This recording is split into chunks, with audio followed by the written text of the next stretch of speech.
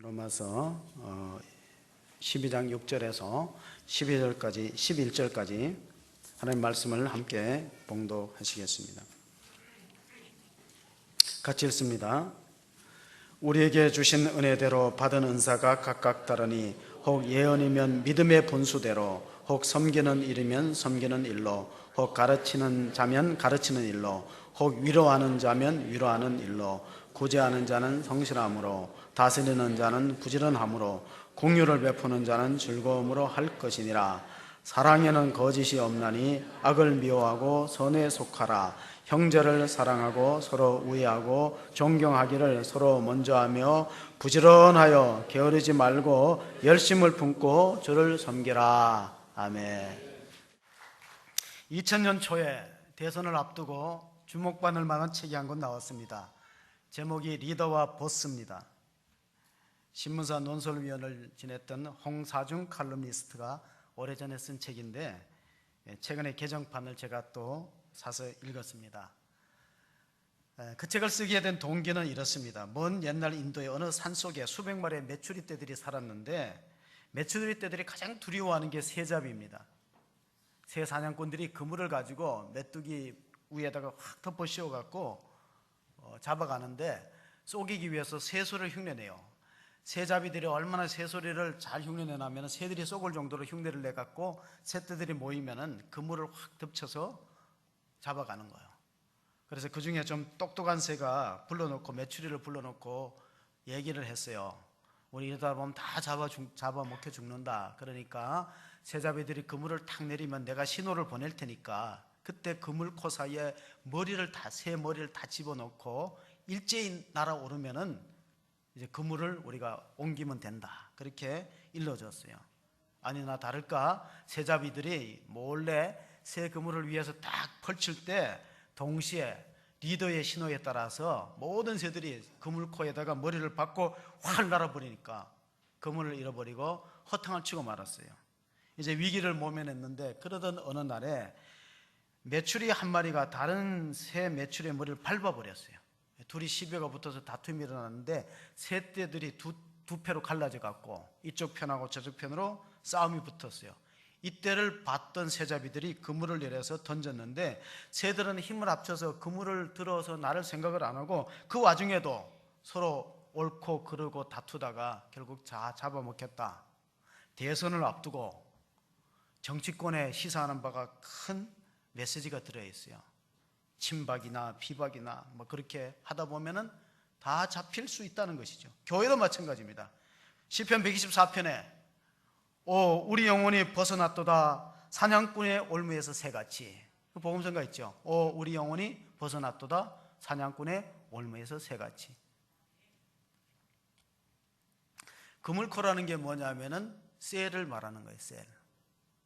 셀원들이 힘을 합치면은 못 벗어날 위기가 없다는 거예요. 초대교회는 무엇으로 성장했냐면은 두 날개로 성장해서 두 날개로 높여 날았어요.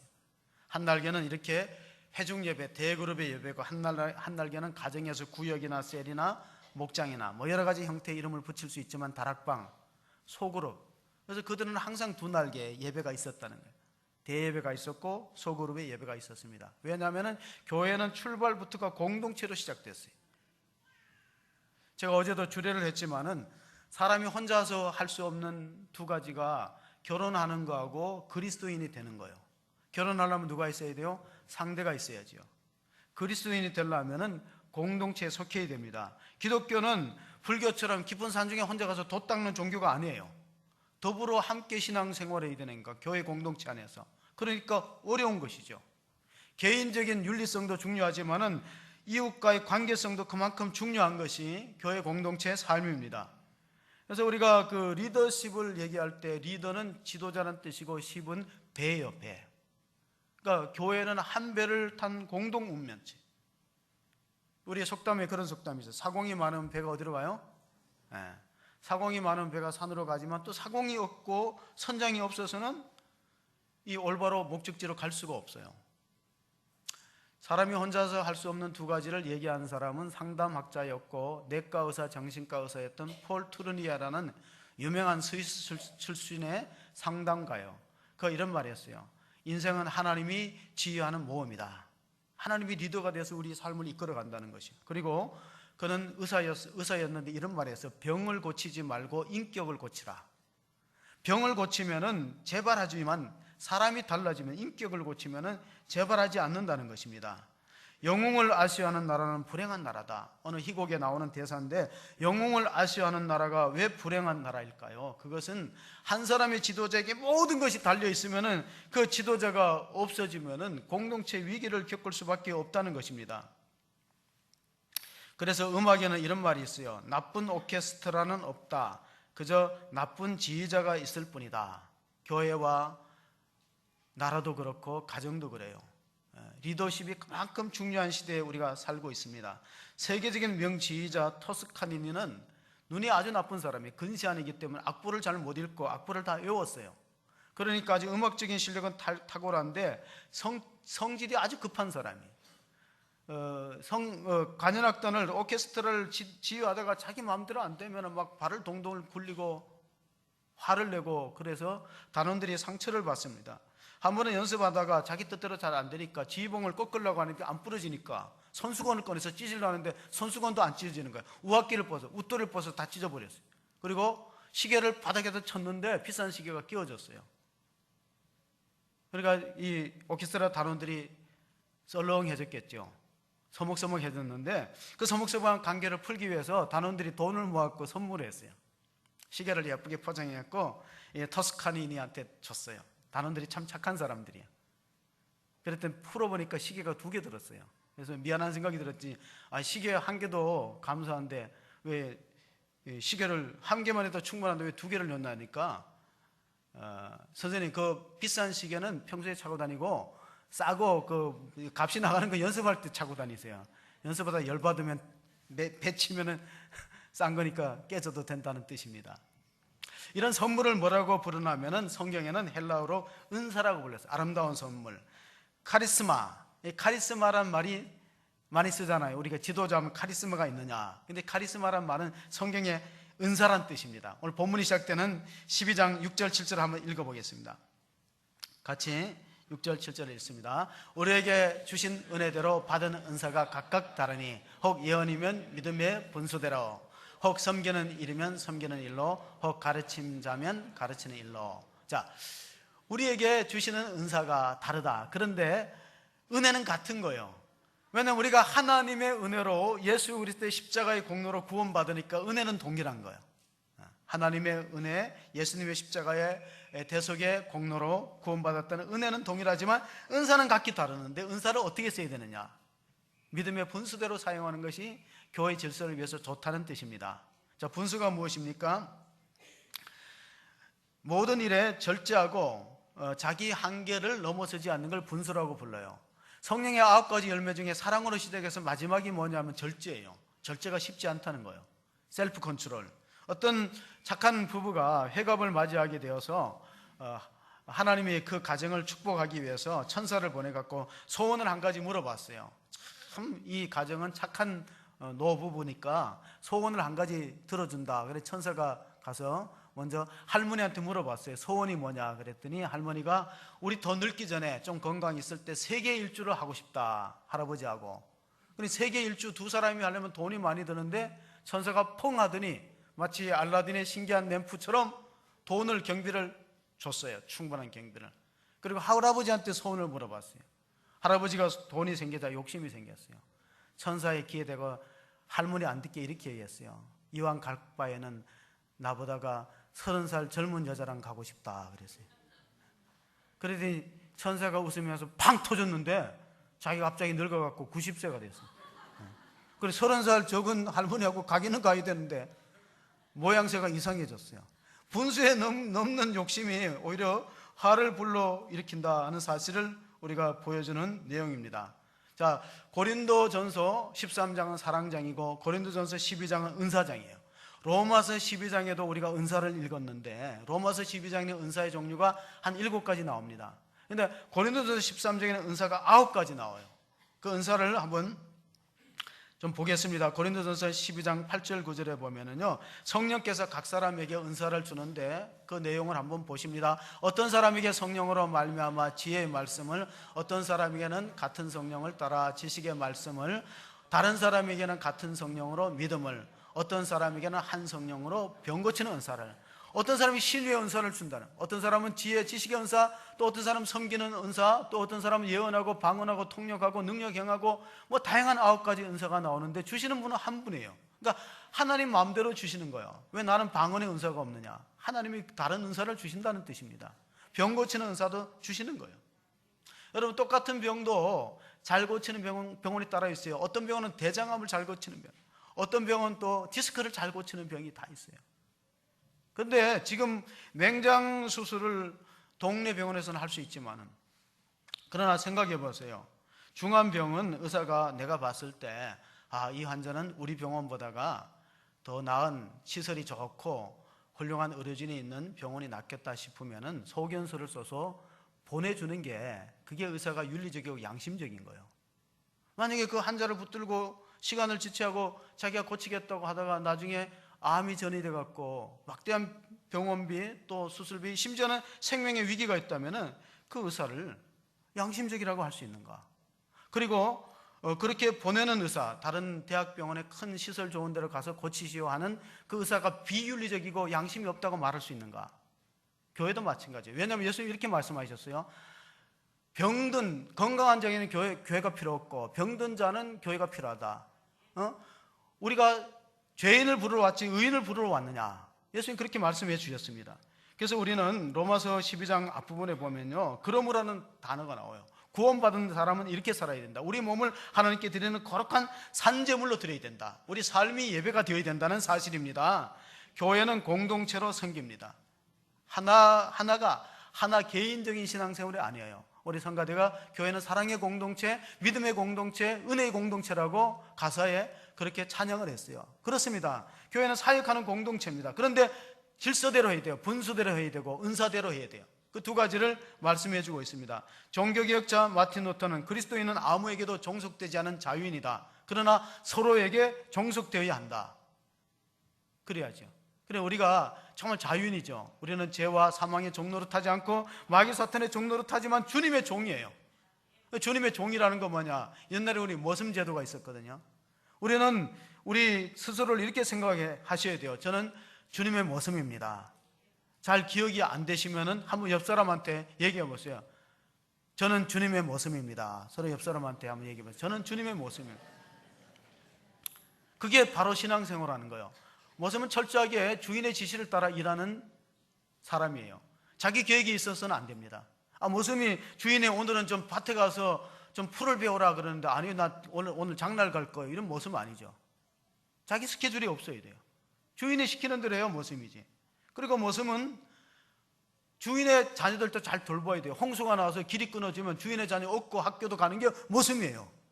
로마서 12장 4절 5절을 한번 보겠습니다. 같이 우리가 그 말씀을 읽으면서, 우리가 한 몸에 많은 지체를 가졌으나 모든 지체가 같은 기능을 가진 것은 아니니 이와 같이 우리 많은 사람이 그리스도 안에서 한 몸이 되어 서로 지체가 되었느니라.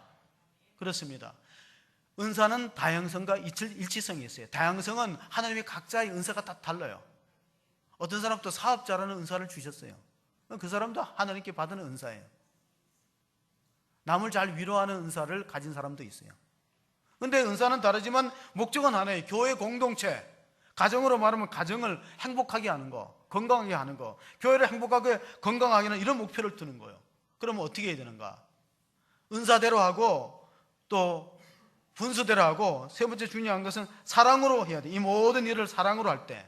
그러니까 사랑은, 성경에서 강조하는 사랑은 크게 두 가지예요. 하나는 마음을 다하고 힘을 다하고 목숨을 다하고 뜻을 다하여 주 너희 하나님 사랑, 하나님 사랑이고, 두 번째는 무엇입니까? 우리가 잘 알듯이 내 이웃을 내 몸처럼 내 몸과 같이 사랑하라. 그런데 이 두 가지를 동시에 만족시킬 수 있는 것이 바로 전도예요. 전도는 내 이웃을 내 몸처럼 사랑하는 마음이 있어야 전도가 되고, 또 하나님의 명령을 순종하는 마음으로 전도하는 거예요. 그러니까 하나님 사랑과 이웃 사랑을 동시에 만족시킬 수 있는 방법이 뭐냐? 그 길은 전도에 있는 거예요.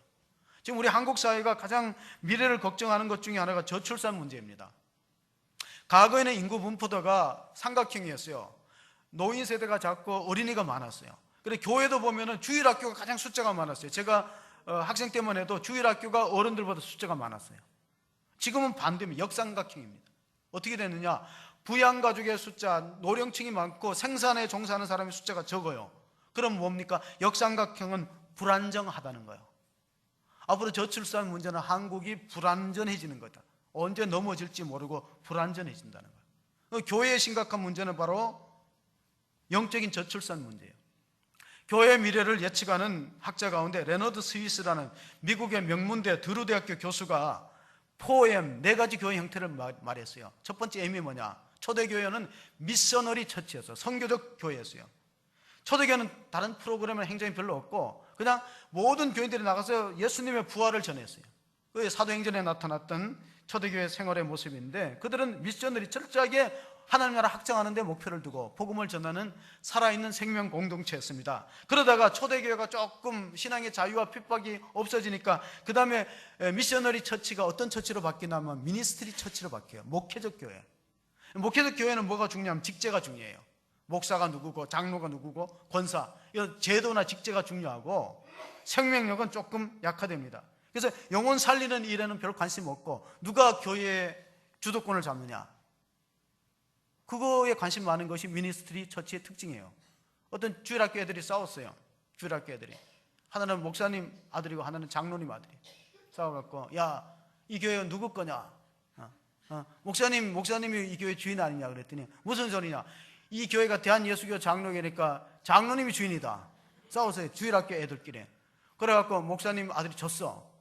그 집에 와서 목사님한테 쫄랐어요. 아버지 대한예수교 장로교를 하지 말고 대한예수교 목사교회로 바꿔줘. 주일학교 애들이 있음직한 이야기죠. 이게 바로 미셔너리 처치는 행정중심 방향으로 가는 것입니다. 세 번째 형태가 4M에서 세 번째 M은 메인테인 처치입니다. 현상유지적 교회입니다. 성도들이 복지부동하고 교회 모든 프로그램에 실증을 느낍니다. 염증을 느껴요. 매너리즘에 뿌리 깊게 자리 잡았어요. 모든 예배가 형식적이고 껍질에 해당되고 그냥 적당주의로 신앙생활하는 형식적이고 안일주의의 형태의 모습이 바로 세 번째 메인테인 처치의 형태다. 가장 심각한 건 뭐냐? 네 번째 뮤지엄 처치예요. 뮤지엄 뭐예요? 박물관이거든. 박물관에는 살아있는 게 하나도 없어. 다 이게 저는 애들이 많아야 돼.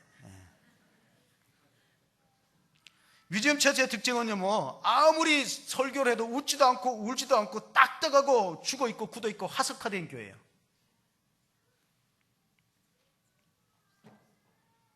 그리고 절대 전도를 안 합니다. 영적 출산을 할 수 있는 능력 자체가 없어요. 왜냐하면 나이가 먹었으니까 노령화 됐으니까. 그게 뮤지엄 처치의 특징인데 이렇게 되면 안 된다. 이렇게 되면 유럽과 미국의 교회에 답습할 수밖에 없다는 것입니다. 그럼 어떻게 해야 되느냐?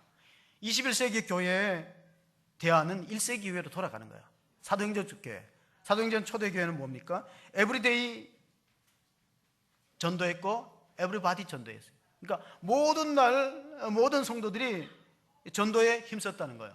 그래서 우리가 이제 여러분들 가운데 짝짝 전도짝을 만들어서 복음 전하는 운동이 굉장히 희망적이고 하나님 기뻐하시는 운동이다. 제가 그렇게 생각합니다. 왜냐하면 우리가 구약을 읽어보면요, 구약은 가정에서 시작됩니다. 창세기 에덴 동산 가정이 나와요. 근데 신약은 교회가 시작돼요. 그럼 어떻게 되느냐? 하나님이 가장 관심 있게 보는 두 가지 공동체는 가정과 교회예요. 이스라엘 민족이 다른 것 다 잃어버려도 두 가지를 붙들었다가 나라를 찾았는데 그게 바로 가정과 회당이었어요. 이스라엘은 주 70년에 로마의 말발굴 앞에 예루살렘 성이 초토화되고 다 뿔뿔이 흩어졌어요. 세계 유랑민이 됐어요. 그 48년도에 독립했거든요. 그 이스라엘 2000년 역사 가운데서 그들은 어떻게 나라를 다시 회복했을까? 두 가지입니다. 가정이에요, 가정. 그들은 자녀들한테 신앙을 전수했고 토라, 율법을 가르쳤어요. 그리고 회당에서 모여서 안식일을 목숨을 걸고 지켰어요. 그게 구심점이에요. 90점. 하나님께서는 우리 한국 정치가 혼돈스럽고 경제가 곤두박질 쳐도 두 가지만 건강하면 회복될 수 있다고 하나님은 보십니다. 뭐라고요? 가정과 교회예요. 가정과 교회가 건강하고 바로 서 있고 생명이 넘쳐야 되는 거예요. 그렇게 쓰임 받기 위해서는 우리가 내교의 의식이 있어요. 여러분, 사울 왕과 다윗의 성공과 실패가 뭐냐면, 사울 왕은 나의 하나님이 없어. 다윗은 나의 하나님, 나의 힘이 되신 하나님. 자기가 죄를 지어도 나의 하나님인데, 사울 왕은 너의 하나님. 너의 하나님. 사울은 다윗 보고 너의 하나님이 너를 왕이 되게 할 것이다 하고 자기 하나님이 없어. 그러면 안 돼요. 교회도 우리가 내 교회 그래야지. 이 교회 그러면 됩니까? 여러분들 가운데 혹시 이 교회라는 말 쓰면 안 돼요. 왜 이게 이 교회인가? 내 교회지. 지체의식이에요. 지체의식. 지체의식이 참으로 중요해요. 공자는 이렇게 말했어요. 군자는 하위부동하고 소위는 동의불하다. 하위부동은 뭐냐? 군자는 잘 합하고 어울리는데 전염되지는 않는다는 거예요. 그게 화이부동이 넘어가지는 않고 동화되지는 않는다는 거예요. 자기 주관을 갖고 있다는 거예요. 소위는 동의불하. 소위는 남의 말에 흔들리고 전염이 잘 되는 사람인데 그 대신 또 화목도 못해. 자기네끼리 또 싸워. 그런 사람이 소인이에요. 여러분, 성도가 성숙하면은 공동체가 하나 되고, 성도가 미숙하면 나라도 분열되는 것이 오늘의 현상입니다. 우리 로마서 12장 8절 9절 그것도 그 다음 말씀을 한번 같이 읽어보시겠습니다. 혹 위로하는 자면 위로하는 일로, 구제하는 자는 성실함으로, 다스리는 자는 부지런함으로, 공유를 베푸는 자는 즐거움으로 할 것이니라. 사랑에는 거짓이 없나니 악을 미워하고 선에 속하라. 그렇습니다.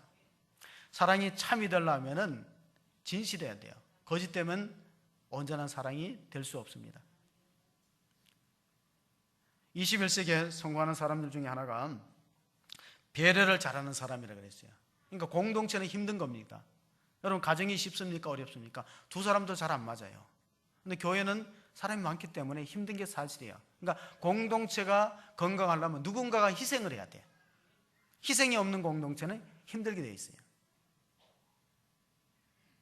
우리 식구들이 한 번은 대부도에 갔는데 서커스를 보자고 그래서, 저는 서커스를 싫어한다 그랬어요. 나는 어릴 때 서커스를 보면서 마음 아픈 추억이 있어요. 뭐냐면 서커스에 아이들을 데려다가 막 허리를 희게 하는데 식초를 먹여서 그렇다는 소리를 들었거든요.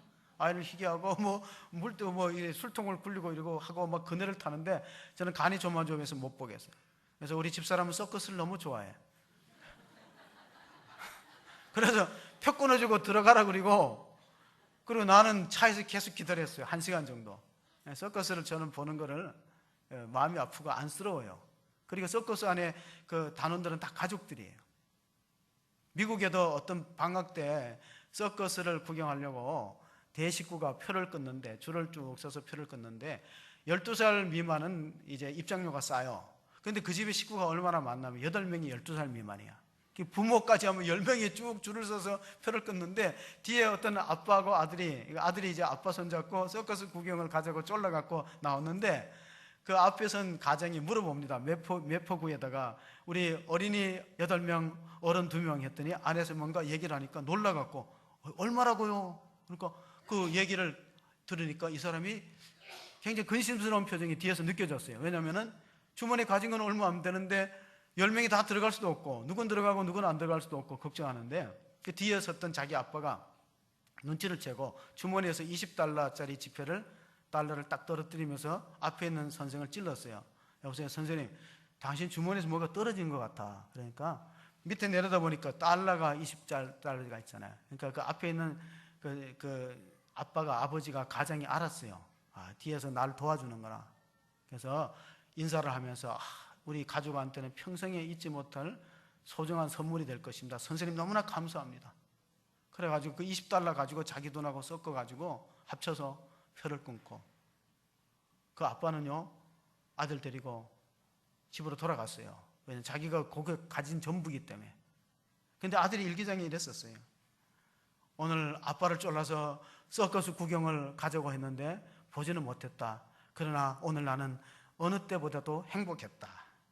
그 부모가 자녀한테 이 배려하는 모습을 보여준 것입니다.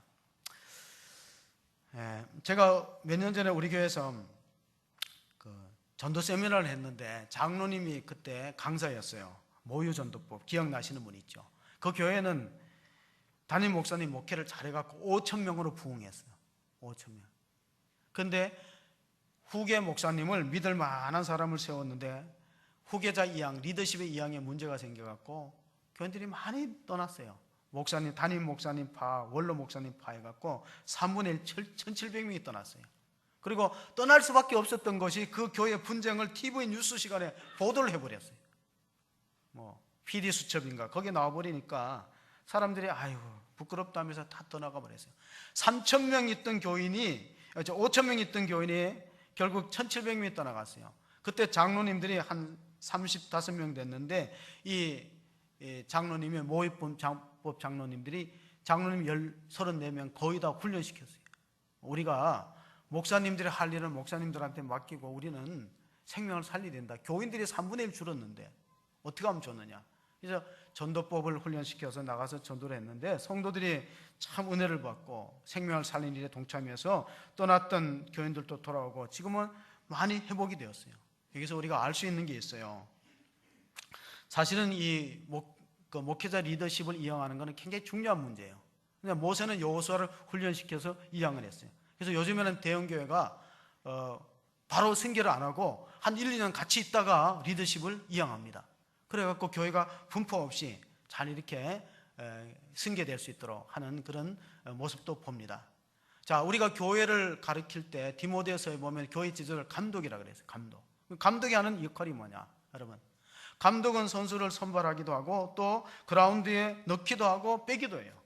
그러니까 외국의 프로 축구팀 같은 경우에는 선수들이 감독의 절대 지시를 따르지, 아무리 대단한 몸값이 대단한 선수도 감독이 뛰지 말라 그러면 못 뛰는 거예요. 박지성 선수도 한때 벤치에 앉아 있었잖아요. 그럼 우리는 이런 생각이에요. 저럴 때는 박지성 선수를 넣어야 되는데, 우리는 축구를 잘 하지는 못해도 축구를 보는 수준은 대단합니다. 저도 막 축구보다 흥분해갖고 저 10번을 빼고 11번을 넣어야 되는데 막 그러면은 옆에서 가만히 있으라 그래요. 막 저도 막 흥분이 되고 저 잘 안 되는데 왜 저 선수를 그냥 넣냐고. 우리가 보는 거고 감독이 보는 건 달라요. 그러니까 우리가 정말 주의 일을 할 때 가장 우리가 관심을 가져야 될 것, 그리고 주의해야 될 것이 사울 왕과 다윗의 태도인데, 사울 왕이 왜 초대 왕으로 40세의 왕이 되었어요? 사울 왕이 40세의 왕이 되고 인물도 잘생기고 키도 컸는데 왜 실격했는가? 그 결정적인 문제가 제사 때문에 그래요. 왜냐하면 이스라엘 민족은 지금 블레셋과의 전쟁 중에 길갈이라는 곳에 진을 치고 블레셋은 믹마스에 진을 쳤는데 이제 쳐들어오는데 제사를 드리고 전쟁에 임해야 되는, 하나님의 은혜를 구하고 전쟁에 임해야 되는데 제사장 사무엘이 안 오는 거예요. 그래 초조해지죠. 백성들의 진영은 흩어지려 하니까 왕이 그럼 내라도 제사를 드려야 되겠다 해갖고 그가 제사를 번제를 하나님께 드리고 은혜를 구했는데, 사무엘이 제사장이 딱 도착해서 첫 마디가 뭐냐면은 사무엘상 13장 13절에 보면은 이런 말씀을 같이 읽어보겠습니다. 사무엘이 사울에게 이르되 왕이 망령되이 행하였도다. 왕의 하나님 여호와께서 왕에게 내리신 명령을 지키지 아니하였도다. 그리하였더라면 여호와께서 이스라엘 위에 왕의 나라를 영원히 세우셨을 것이거늘. 사울 왕의 결정적인 패인은 왕이 넘보지 못해야 될 영적인 월권을 했어요. 그게 뭐냐, 왕은 제사 문제에 대해서는 제사장한테 이름을 해야 되는데, 오늘 말은 예배 문제죠. 강단에 가는 문제죠. 그런데 자기가 간섭을 했어요. 안 되면 급하면 내라도 해야지 해갖고 그것을 함으로써 사울 왕은 어떻게 됐냐면 대가 없어졌어요. 사울 왕의 대, 요나단도 죽고 전쟁터에서. 그리고 그 축복이 누구한테로 건너갔냐면 다윗에게로 건너갔어요. 다윗은 철저하게 제사장의 권한을 존중해 줬어요. 제사장이 책망하더라도 탈게 들었어요. 그게 뭐냐 하면은 다윗은 하나님께서 왕이 할 역할은 정치와 군사에 대한 문제고 제사장이 해야 될 역할은 예배와 제사에 관한 문제다. 이걸 엄격하게 분리해서 생각했어요. 그래서 자기 할 일을 자기가 하고 제사장의 일에 대해서는 존중해 줬어요. 그래서 사무엘하고도 관계가 좋았고 또 누구하고도 관계가 좋아요? 나단 선지자하고도 관계가 좋은데, 다윗이 결정적으로 죄를 지은 것이 우리아의 아내를 빼앗고 우리아를 전쟁터에서 죽게 했어요. 그러니까 6계명 7계명을 다 범했어요.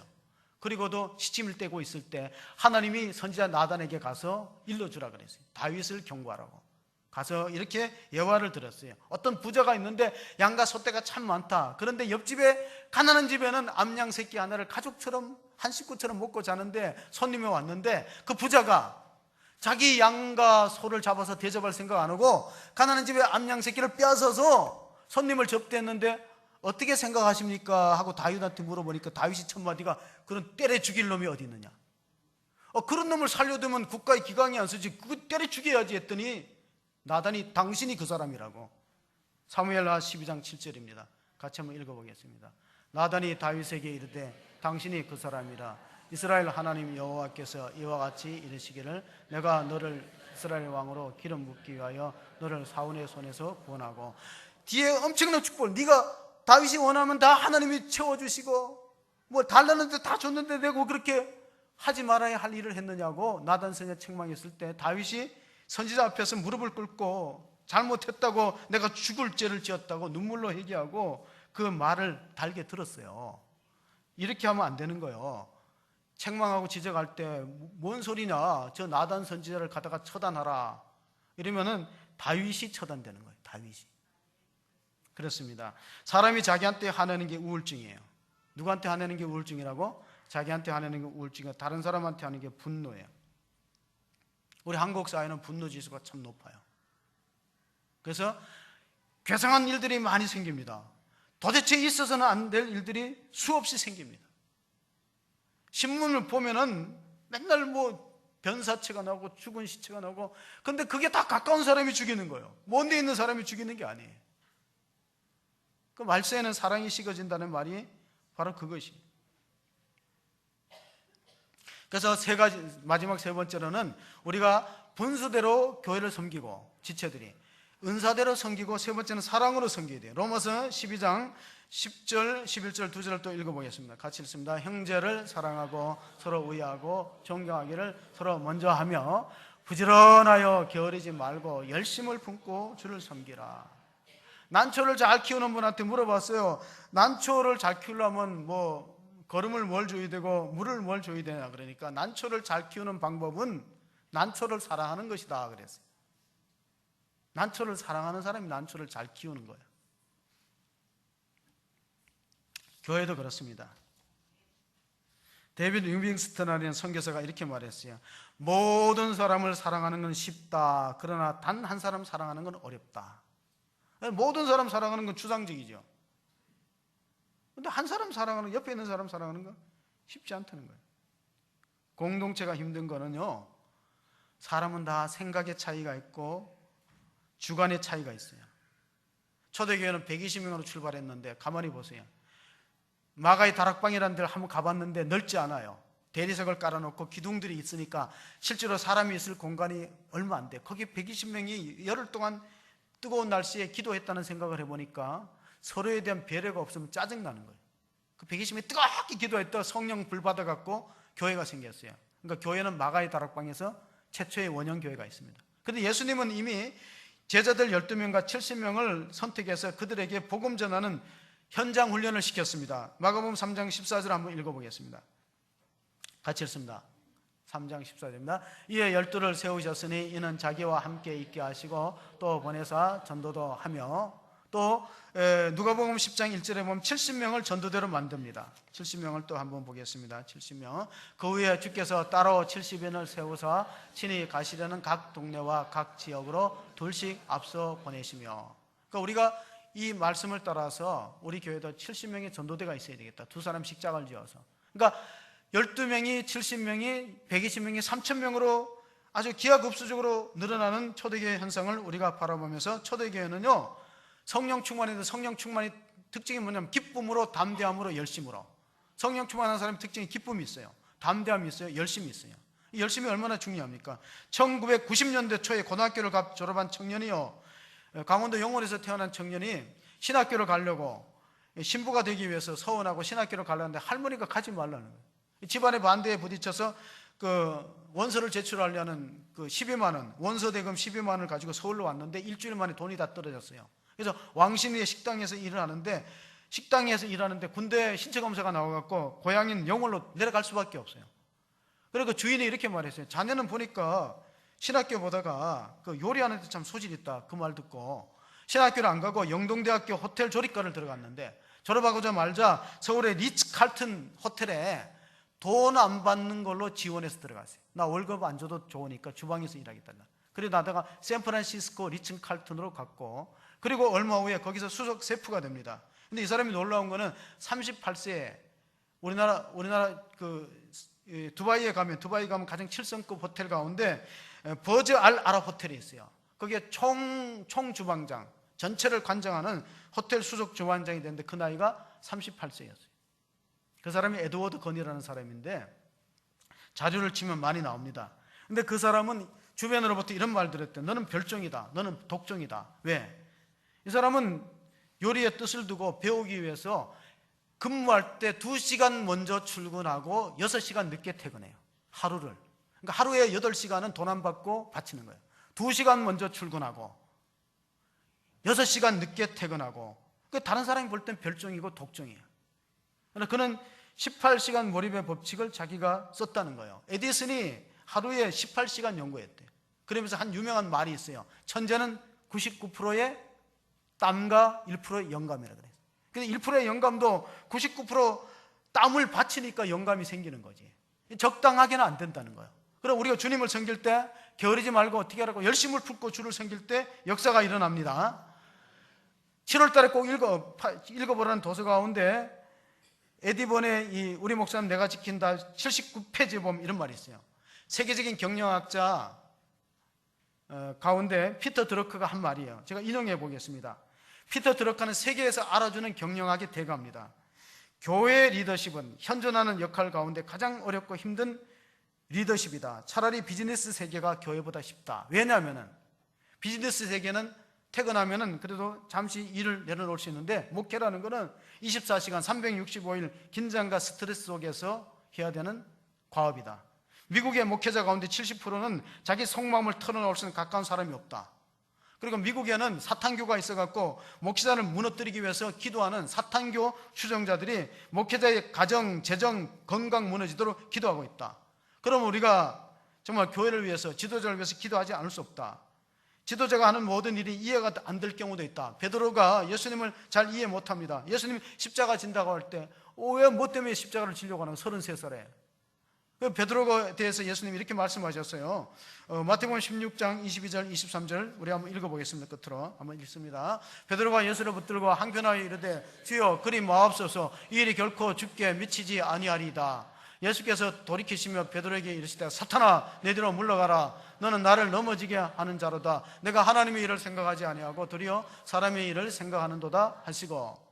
베드로는 예수님을 생각해서 걱정해서 십자가 지지 말라 그랬는데 예수님은 혹독하게 그 베드로에게서 사탄이라 그랬어요. 왜냐하면 하나님의 뜻을 잘 이해 못하면 엉뚱한 소리 하는 거예요.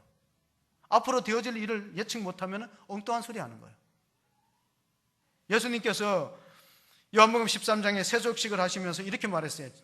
베드로를 비롯한 제자들에게 이제는 이해 못하나 나중은 알 것이다. 이제는 너희가 이 세족식의 의미가 뭔지 모른다. 왜 내가 너희들의 발을 씻고 이렇게 하는지. 그러나 나중에는 알 것이다. 마치 우리가 고린도전서 3장 6절 7절에 보면요, 교회는 합력하여서 성장시키는 거지 어느 특성한 사람 때문에 성장되는 건 아닙니다. 6절하고 7절을 한번 읽어보겠습니다. 나는 심었고 아볼로는 물을 주었으되 오직 하나님께서 자라나게 하셨나니 그런즉 심는 이나 물 주는 이는 아무것도 아니로되 오직 자라게 하시는 이는 하나님뿐이니라. 교회에는 다양한 지체들이 다양한 은사를 가지고 섬깁니다. 성가대로, 교사로, 찬양팀으로, 또 식당 주방으로 봉사하고 차량으로 봉사하고 안내로 봉사하고 재정으로 봉사하고 얼마나 많은 섬김이 있습니까? 그러니까 하나님이 각자에 알아서 상을 주시는 거예요. 어떻게 상을 주신다고요? 8절 9절에 보면은요 이렇게 상을 주신다고 약속합니다. 심는 이와 물 주는 이는 한 가지이나 각각 자기가 일한 대로 자기의 상을 받으리라. 우리는 하나님의 동력자들이요 너희는 하나님의 밭이요 하나님의 집이니라. 우리는 공동체예요. 그래서 한 사람이 다 할 수는 없어요. 그러니까 다른 사람의 은사를 존중하고 이해해주고, 평신도는 목회자를 이해하고 목회자는 평신도를 이해하고, 그래서 함께 섬겨가는 하나의 동력자지 누구 한 사람 때문에 잘 되는 건 아니에요. 물을 주는 사람이 있고 또 씨를 뿌리는 사람이 있고 김을 메고 잡초를 뽑아야 되는 사람도 있어야 돼요. 그래야지 곡식이 골고루 자라지. 합력하여 선을 이룬다는 사실을 기억하면서 우리 호수중앙교회가 성령 공동체, 은사 공동체, 믿음으로 사랑으로 사역하는 공동체가 되시기를 주의 이름으로 축원합니다. 아멘. 하나님 아버지 감사합니다. 우리 호수중앙교회를 이곳에 세워주시고 주님의 피값으로 세운 교회가 여기까지 성장할 수 있도록 은혜 베풀어 주심을 감사합니다.